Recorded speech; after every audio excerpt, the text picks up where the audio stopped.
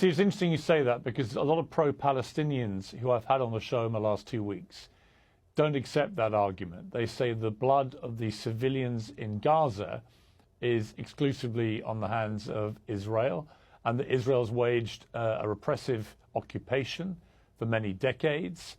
There's been a prison camp for Gazans for a long, long time, and that has created the environment through which a terror group like Hamas can thrive and indeed win an election, as they did in 2005.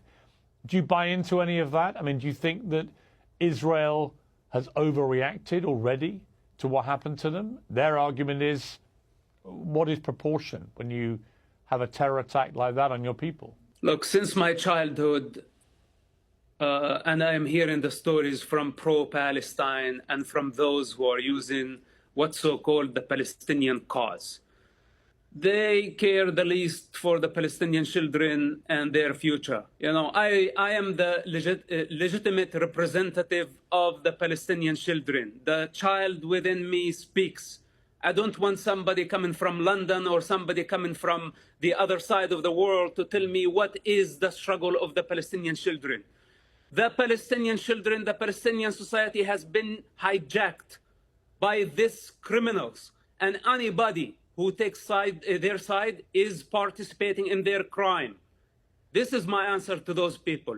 And for the civilian casualties, etc., you know, first of all, Hamas is using, and it's very clearly, it's a fact that Hamas used civilians as human shields. It's a fact.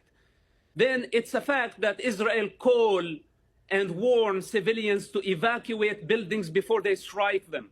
But in the meantime, Hamas put roadblocks to stop civilians from evacuating to safe zones.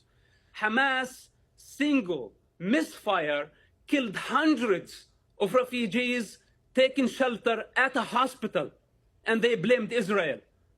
What are we talking about here? Israel is a democracy. Israel is accountable. Israel is not thirsty for the Palestinian blood.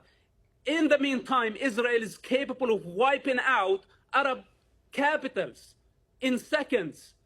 Why Israel does not attempt to abuse its power?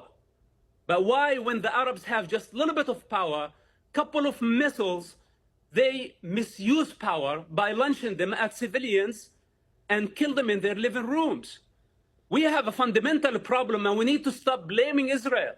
We invited this upon our heads, and the rest of the world, if they don't know the reality on the ground, it's better that they shut up.